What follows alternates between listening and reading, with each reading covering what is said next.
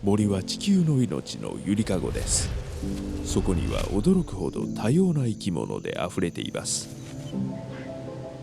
大きなものから小さなものまで、あなたが知っている生き物もいれば、びっくりするような生き物も。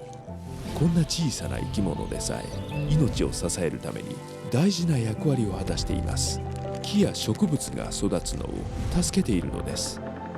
時に気づかれない形でも命の輪を支えるヒーローのおかげで地球が健やかでいられるのです。